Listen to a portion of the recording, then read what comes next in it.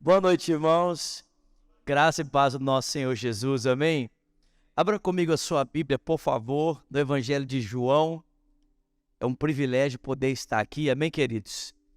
Dividir com vocês um pouquinho da palavra do Senhor. Evangelho de João, capítulo 5. Eu disse para o pastor Leandro que eu vou fazer de tudo para pelo menos uma vez por mês estar aqui, amém, queridos? Pelo menos uma vez por mês estar aqui com vocês, nesse culto durante a semana, para nós estarmos mais pertinho, amém, meus irmãos? Estar aqui mais perto do pastor Leandro, estar aqui um pouquinho mais perto de vocês. Você fica feliz com isso? Eu também fico muito feliz, amém? Então, se Deus quiser aí, pelo menos uma vez por mês, você vai ver a minha carinha por aqui, amém, queridos? Evangelho de João, capítulo 5, versículo de número 1. Diz assim a palavra do Senhor. Algum tempo depois, Jesus subiu a Jerusalém para uma festa dos judeus. Há em Jerusalém, perto da porta das ovelhas, um tanque, que em aramaico é chamado Betesda, tem 5 entradas à sua volta. Ali costumava ficar um grande número de pessoas doentes e inválidas, cegos, mancos e paralíticos, e eles esperavam um movimento das águas. De vez em quando, descia um anjo do Senhor que agitava as águas, e o primeiro que entrasse no tanque, depois das águas agitadas, ele era curado de qualquer doença que tivesse. Um dos que estavam ali era um paralítico, que já estava assim há 38 anos. E quando o viu deitado e soube que ele vivia naquele estado durante tanto tempo, Jesus lhe perguntou: você quer ser curado? Disse o paralítico: Senhor, olha, eu não tenho ninguém que me ajude a entrar no tanque quando a água é agitada.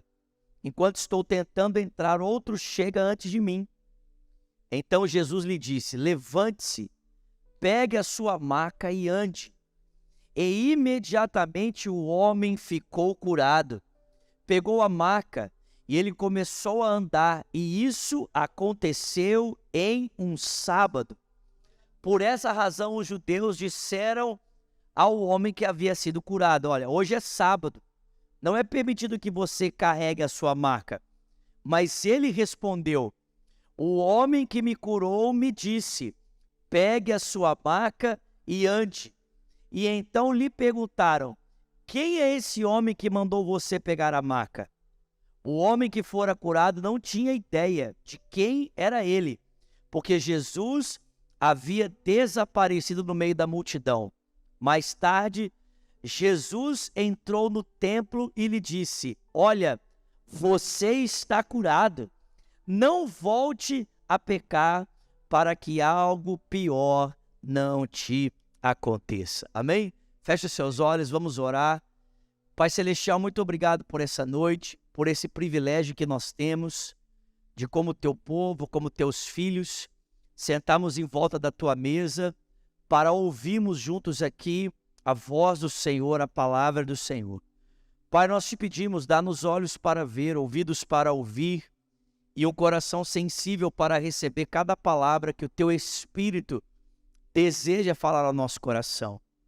Ao pregador dessa noite, conceda-lhe, Senhor, a tua graça, para que no abrir da sua boca, somente a palavra do Senhor seja ouvida e nenhuma outra. É o que nós te pedimos e te agradecemos, em o nome de Jesus. E quem crê, diga. Irmãos, eu não sei se você sabe, mas o Evangelho de João é um evangelho dos milagres, amém, queridos? É o evangelho dos milagres. Nós poderíamos dizer que o Evangelho de João é estruturado em volta de 7 milagres, amém, queridos? 7 milagres. Esse evangelho todo é estruturado em volta de 7 milagres, que na verdade João não chama de milagres, ele chama de sinais, porque todos esses milagres que Jesus realiza apontam em uma direção, amém, queridos? Esses milagres são realizados para sinalizar quem é a pessoa de Jesus, quem é o homem por trás dos milagres que estão sendo operados, amém, queridos? E à medida em que você vem lendo o Evangelho, você vai se deparando com esses milagres, até que você chega ali no penúltimo milagre, vamos colocar assim, que acontece no Evangelho de João, no capítulo 11, que é a ressurreição de Lázaro. E aí você vai passando ali, você vai chegando desse milagre da ressurreição, e depois você vai passando nas páginas e parece que os milagres desaparecem. E a intenção de João de estruturar o Evangelho em 7 milagres é muito simples. Quando você lê Gênesis capítulo 1, você descobre que o mundo foi criado em 6 dias e no 7º dia Deus descansou. Amém, queridos? Aliás, a nota de introdução desse Evangelho é muito semelhante a Gênesis capítulo 1. João capítulo 1 começa, verso 1, no princípio era a palavra, e a palavra estava com Deus, e a palavra era Deus, e estava com Deus no princípio. E quando você lê Gênesis 1:1, Gênesis começa, no princípio criou Deus os céus e a terra.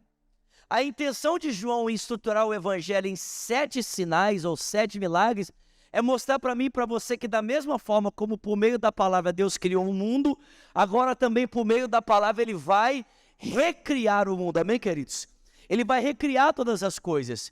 E aí você chega nesse 6º milagre e você fica procurando pelo 7º, porque você já sabe que são 7 dias, então é necessário existirem 7 milagres.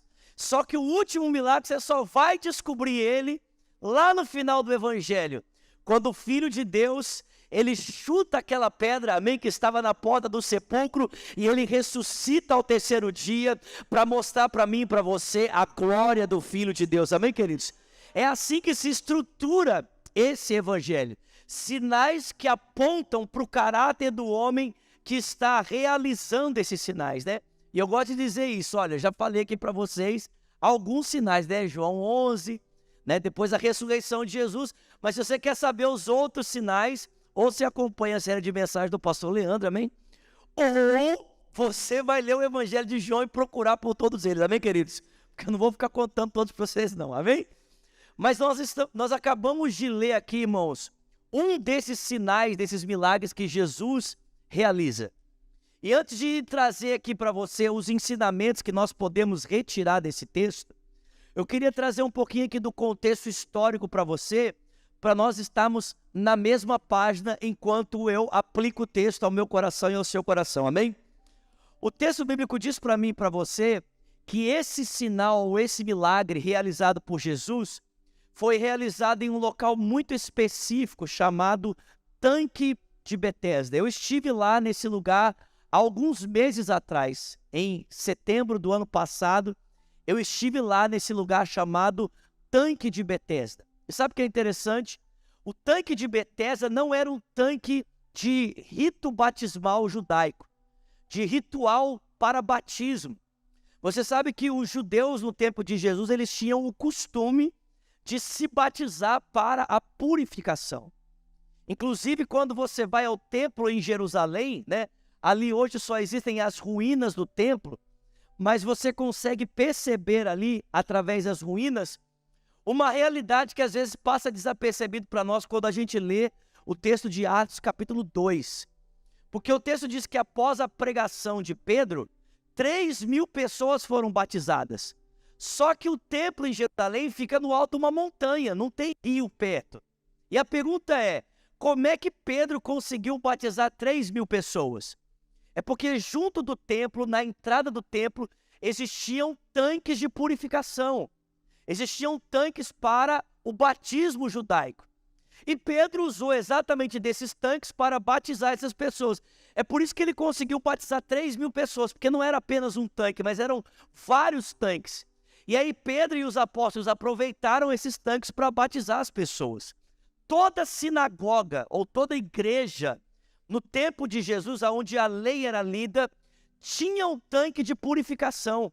Inclusive, eu tive lá também na sinagoga de Cafarnaum, onde Jesus, ele pregou ali no sábado pela manhã e depois foi para a casa da sogra de Pedro para curar ela. E naquela sinagoga existia um tanque de purificação judaico. Inclusive, o tanque que está lá hoje provavelmente foi usado pelo próprio Jesus. Olha que interessante. Talvez Jesus tenha tomado banho naquele tanque, porque ele era judeu e seguia os costumes da sua religião. Amém, queridos? Mas esse tanque, irmãos, não era um tanque de banho judaico. O tanque de Betesda, ele não era um tanque de purificação ritual. Ele era um tanque, na verdade, que era usado pelos romanos. Esse tanque não era frequentado por judeus. Esse tanque era frequentado por gentios, né? E aqui a gente já aprende uma coisa muito importante. Porque esse homem que foi curado por Jesus, que estava doente 38 anos, provavelmente ele era judeu. Por que eu digo isso?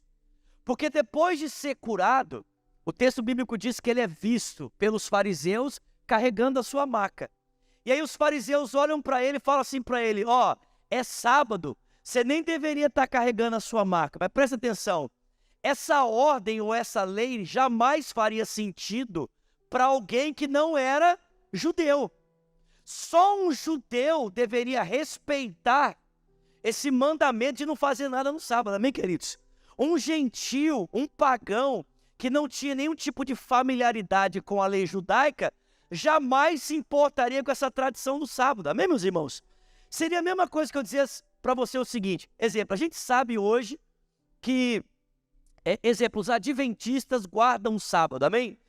Mas se você não faz parte do movimento adventista, não faria sentido nenhum eu dizer para você assim, ó, você não pode trabalhar no sábado, porque isso não faz parte da sua cultura religiosa, amém, queridos?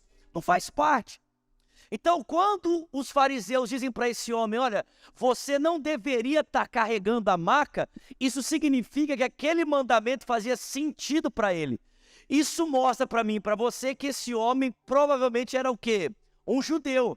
Então, presta atenção, nós estamos vendo um judeu que estava frequentando um lugar que era de costume pagão, gentio.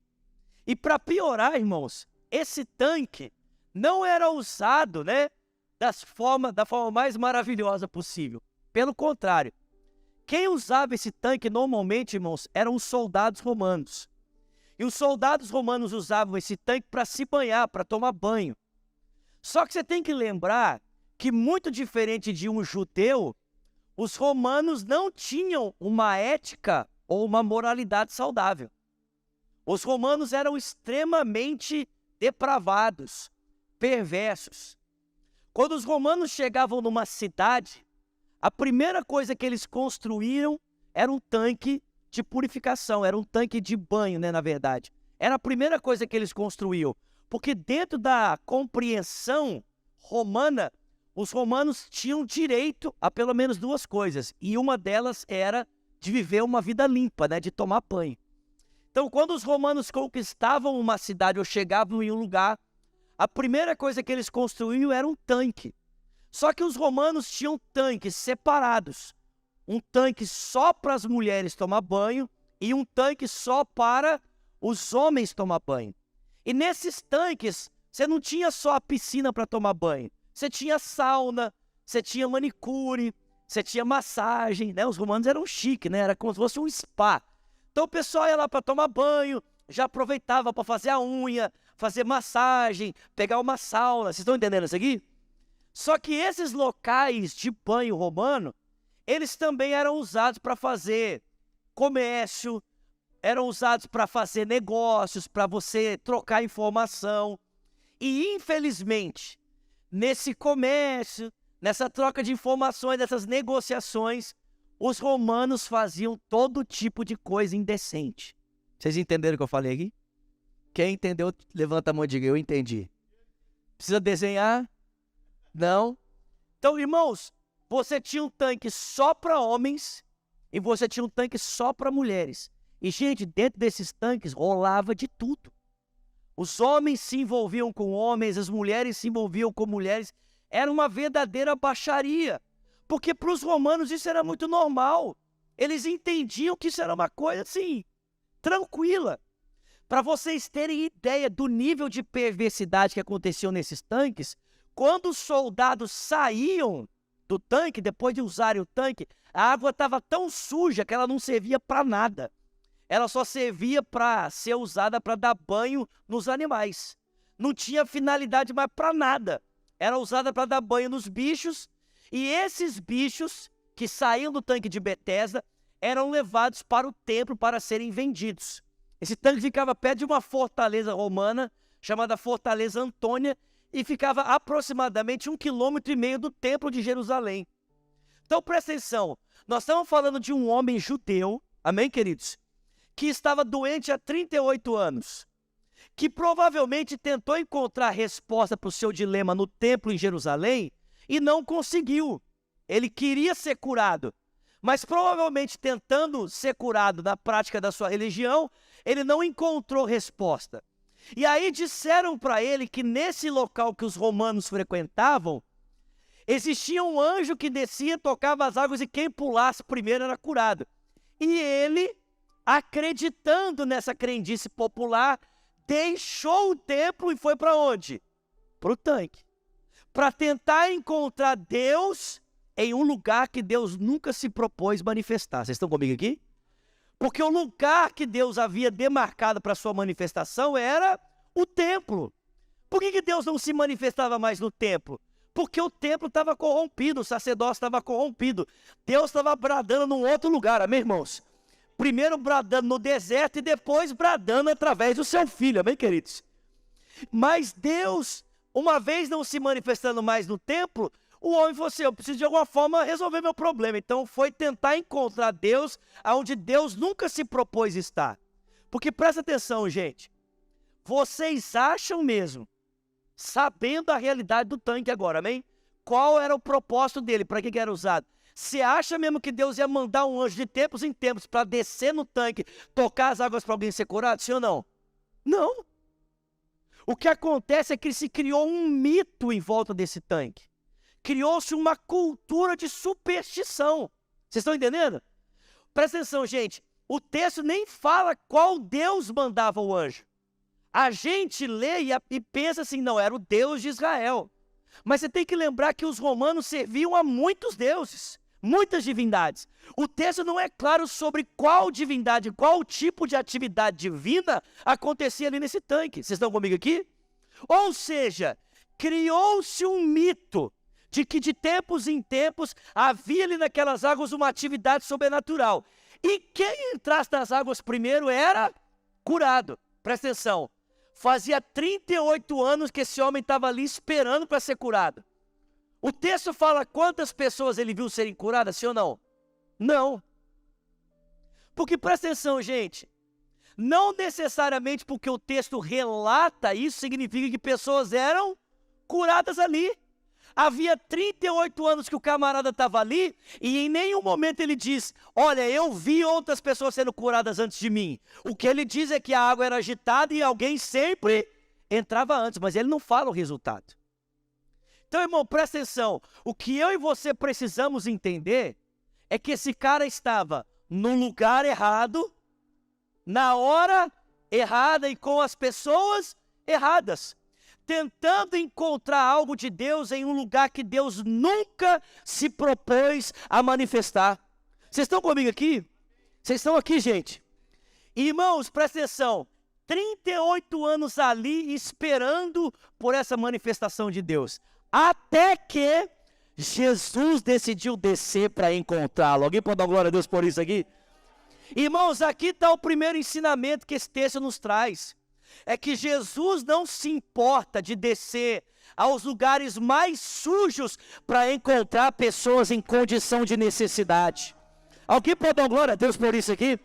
Jesus não se importa de descer aos lugares mais sujos para se encontrar com gente que está em condição de necessidade. Irmão, presta atenção. Quantos judeus estavam ali nesse tanque? Apenas um. Mas Jesus não se importou de descer lá e ir atrás desse judeu, olhar nos olhos dele e perceber, olha, você está no lugar errado, tentando encontrar Deus na hora errada, no lugar errado, mas não tem problema. Deus veio ao seu encontro através de mim e Ele quer transformar a sua vida, porque Deus não se importa de descer aos lugares mais sujos para tocar a sua vida e transformar a sua vida. Irmãos, não é exatamente isso que nós aprendemos no Evangelho? que Deus não se importou de descer da sua glória aos lugares mais sujos da terra para se encontrar pessoas como eu e você, para encontrar pessoas perdidas como eu e você, porque eu não sei se você entende isso, mas nós estávamos como esse homem, tentando encontrar Deus em lugares que Deus nunca pretendeu estar, mas Jesus foi ao meu encontro, Ele foi ao seu encontro, o Verbo se fez carne e habitou entre nós, e nós vimos a sua glória, a glória como do unigênito do Pai, cheio de graça e de verdade. E para que Ele se tornou um ser humano? Para ir atrás dos humanos que estavam perdidos, para que aqueles que estavam perdidos fossem achados por Deus e fossem trazidos de volta para casa. Alguém pode dar glória a Deus por isso? Jesus não se importa de descer aos lugares sujos, lugares escuros, para encontrar com pessoas que estão em condição de necessidade. Ele não se importa. E o texto diz que quando Jesus chegou lá nesse tanque, ele foi direto nesse homem. Nós não sabemos quantas pessoas estavam ali, mas, gente, esse tanque é muito grande. O texto diz que havia ali uma multidão de enfermos. Provavelmente, talvez, mais de 1000 pessoas. Mas Jesus foi nesse homem. E Jesus virou para ele e falou assim: meu filho, você quer ser curado? Vocês estão comigo aqui? Qual foi a resposta dele? A resposta dele foi a seguinte: ah, Jesus, olha, querer eu até quero, mas sabe o que é? Você está vendo aqui, eu sou aleijado. E assim, todas as vezes que eu tento entrar no tanque, sempre vem alguém antes de mim e entra no tanque. E aí eu não consigo ser curado. Mas, irmão, presta atenção. Jesus perguntou para ele como ele poderia ser curado ou perguntou para ele se ele queria ser curado? Jesus perguntou para ele assim: você precisa de ajuda? Foi isso que Jesus perguntou? Jesus perguntou para ele assim: olha, o que é que falta para você ser curado? Foi isso que perguntou? O que Jesus perguntou para ele? Você quer ser curado? Mas, irmão, presta atenção. 38 anos sentado na frente daquele tanque, a visão daquele homem já estava condicionada ao tanque. Ou seja, na cabeça dele, só havia uma possibilidade de a realidade dele ser transformada. E qual que era? Se ele entrasse no tanque. Mas, irmão, presta atenção, deixa eu dizer uma coisa para você. Essa é a segunda lição que o texto nos ensina. Jesus não precisa dos seus mitos para operar um milagre na sua vida. Jesus não precisa do nosso misticismo. Ele não precisa da nossa forma para transformar a nossa realidade. Você pode dar glória a Deus por isso? Porque, irmão, presta atenção, muitas vezes nós fazemos a mesma coisa que esse homem. Nós estamos tão acostumados com uma forma, porque ficamos tantos anos ali de frente com a visão do tanque, que a gente pensa que a única possibilidade de Deus trabalhar na nossa vida é se for em conformidade com o tanque. Mas, irmão, presta atenção, Jesus não está perguntando para você como você quer ser curado, ou ele não está perguntando se você precisa de ajuda. Ele está dizendo para você: você quer ser curado? Porque se você quiser ser curado, eu posso transformar a sua vida. Vocês estão comigo aqui, irmãos? Nós temos uma mania de falar uns negócios que não faz sentido. A gente fala assim: ah, Deus está atrasado. Não sei se você já falou isso, alguém já falou isso aqui? Né? Deus está atrasado. Mas, irmãos, Deus não se atrasa, sabe por quê? Porque Deus não age conforme o meu tempo e o seu tempo. A nossa percepção de atraso é porque nós estamos tentando medir o agir de Deus pela nossa perspectiva de tempo. Só que Deus não anda conforme o nosso tempo e também não faz conforme a nossa forma. Ele faz conforme Ele quer, no tempo que Ele quer, do jeito que Ele quer. Jesus chegou para aquele homem e disse assim: você quer ser curado? Ele falou: sabe o que é? Jesus falou: meu filho, presta atenção, você quer ser curado? Levanta, pega sua maca e sai andando. E o texto bíblico diz que ao ouvir a palavra de Jesus, algo sobrenatural começaram a acontecer nas suas pernas. Seus joelhos se firmaram, seus tornozelos se firmaram, e aquele homem percebeu que aquela impotência que antes estava no seu corpo já não estava mais. Ele simplesmente se levantou, tomou a maca dele e ele saiu andando. Porque, irmão, Jesus não precisa dos nossos mitos, Ele não precisa das nossas formas para realizar a sua vontade da nossa vida, amém, meus irmãos? Abandona os seus mitos, abandona, a sua percepção.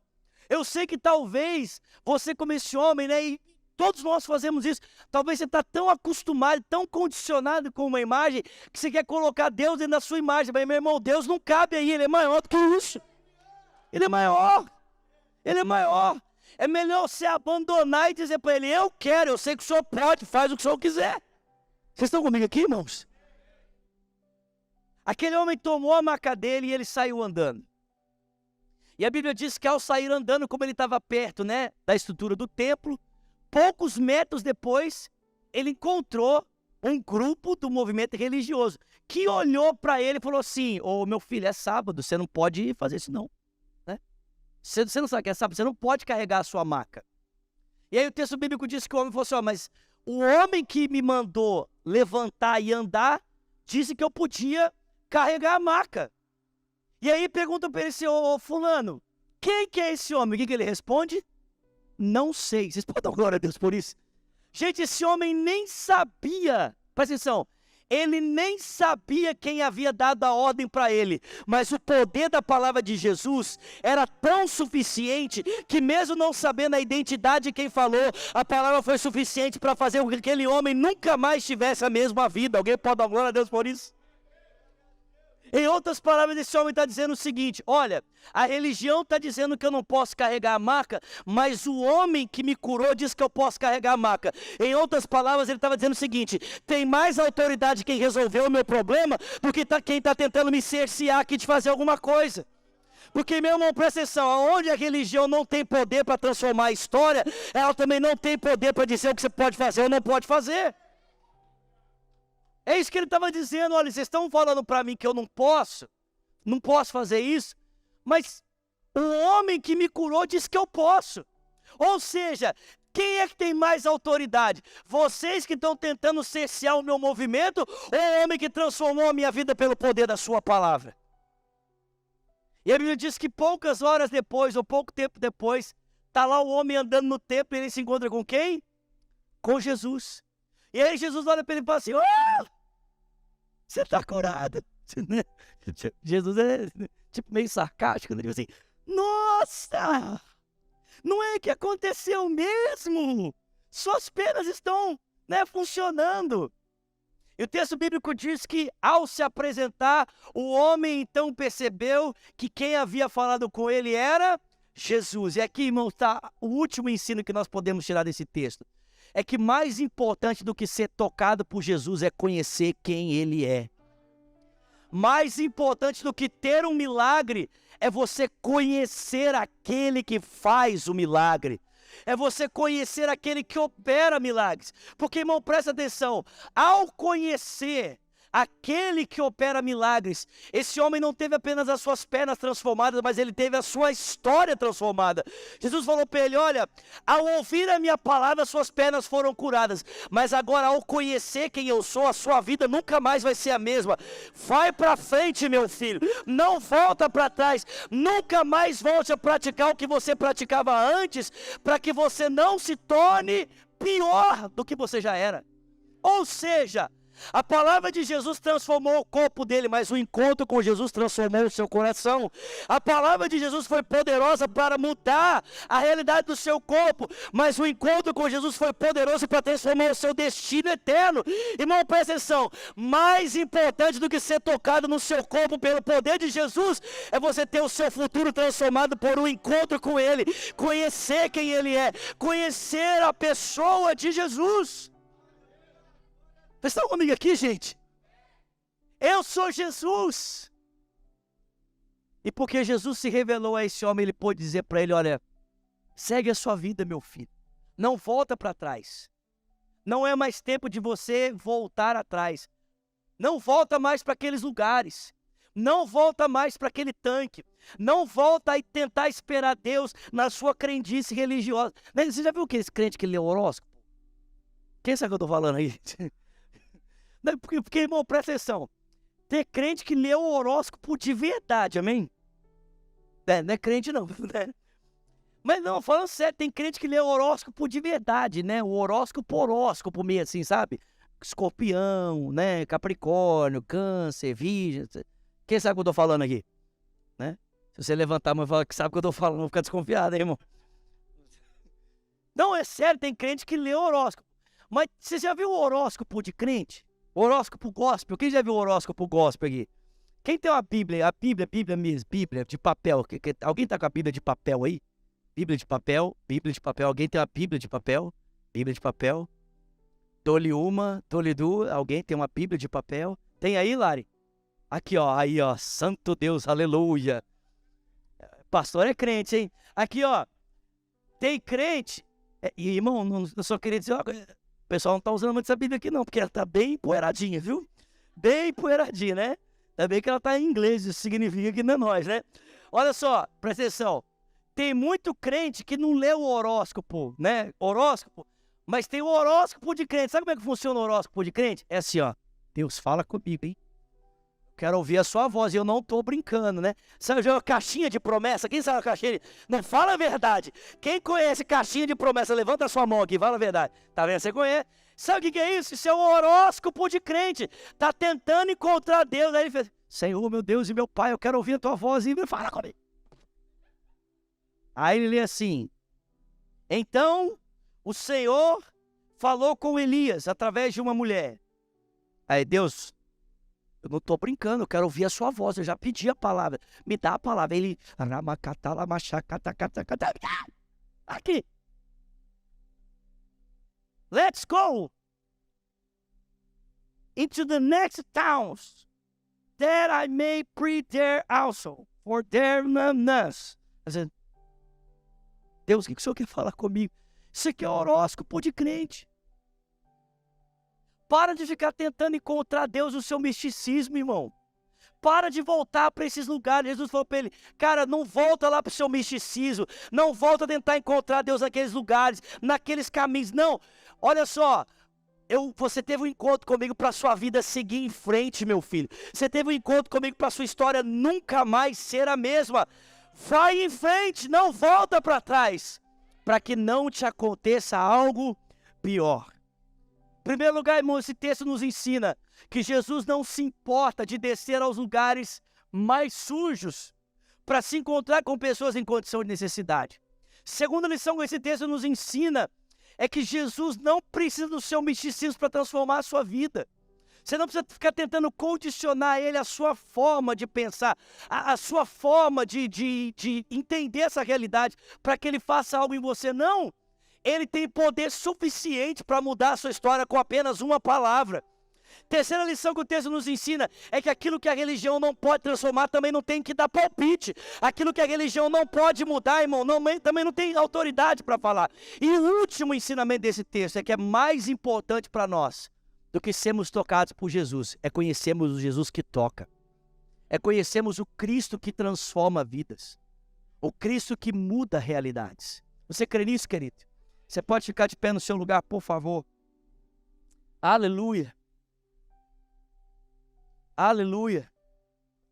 Irmão, presta atenção. Ninguém precisa esperar a água mexer quando está diante daquele que é o próprio milagre. Ninguém precisa ficar esperando a água agitar quando está diante daquele que é o Senhor dos milagres. Amém? Às vezes nós estamos esperando a água agitar. Não, irmão, ninguém precisa esperar a água agitar. Se você teve um encontro com Jesus, Ele é suficiente para mudar a sua história. Ele é suficiente para mudar a sua vida. Ele é suficiente. Feche os seus olhos nessa noite. Ele está aqui nesse lugar. Não apenas aqui conosco, mas também no ambiente online. Jesus está aí. Feche os seus olhos, nós vamos orar. Pai Celestial, obrigado por essa noite. Obrigado por esse tempo aqui, Senhor. Pai, nós nos entregamos ao Teu querer, nos entregamos à Sua vontade. Nós queremos expressar a nossa gratidão ao Senhor, porque o Senhor é aquele que desce aos lugares mais sujos para nos encontrar, como nós cantamos aqui agora há pouco. O Senhor é aquele que traz luz para as sombras. O Senhor é aquele que escala as montanhas, as muralhas para nos encontrar. O Senhor é aquele que derruba muralhas. O Senhor é aquele que destrói as mentiras para nos encontrar. todo obstáculo ou barreira que possa se levantar entre nós e o Senhor é vencida pelo Senhor, porque o Senhor tem prazer de se encontrar com aqueles que estão em condição de necessidade para transformar as suas vidas. Quantas vezes nós estamos tentando encontrar no lugar errado, na hora errada e com as pessoas erradas, aquilo que só podemos encontrar em Jesus. Em Jesus. Em Jesus. Pai, eu peço também ao Senhor nessa noite, tira de nós os nossos misticismos, os nossos achismos, aquilo que nós, queremos impor.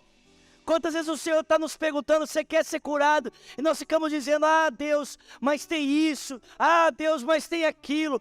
Mas eu preciso de alguém que me jogue no tanque. Mas ninguém precisa ficar esperando água do tanque agitar quando está diante daquele que é o próprio milagre. Quando está diante daquele que é o Filho de Deus, o Senhor Jesus Cristo. Sim, Pai, volta os nossos olhos para o Senhor. Que nós possamos colocar a nossa confiança única e exclusivamente no Senhor, somente em Ti e ninguém mais. Pai, livra-nos dos ditames da religião, do peso que a religião deseja impor, tentando ditar sobre nós o que devemos fazer ou não fazer. Só tem autoridade sobre a nossa vida aquele que também tem poder para transformar a nossa história. Só tem autoridade sobre a nossa vida aquele que com o poder da sua palavra nos tirou dos nossos tanques para nos trazer de volta para a vida. E leva-nos a entender isso, que mais do que sermos tocados no nosso corpo, mais do que temos um toque, Senhor, nas nossas emoções, mais do que temos as pernas restauradas, a saúde recobrada, é conhecermos aquele que pode realizar essas coisas, é conhecer Jesus, porque na verdade é para isso que Ele realiza isso, é para essa finalidade que Ele nos toca, para que possamos conhecê-lo ainda mais, para que possamos conhecer aquele que é o homem por trás dos milagres, aquele que é o homem por trás do sobrenatural que foi realizado em nossa história. Pai, eu peço ao Senhor, libera portas aqui essa noite, abre realidades, desfaz cativeiros.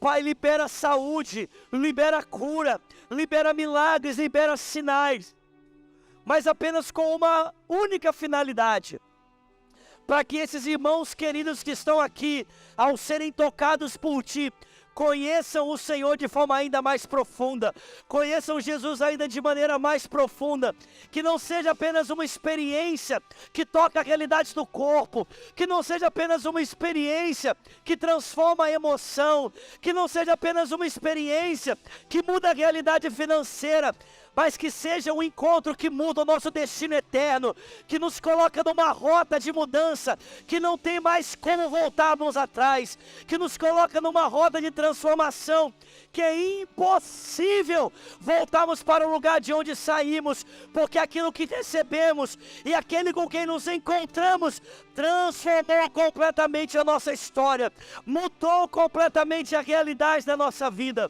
Faça isso, Pai Celestial. Nós te pedimos e te agradecemos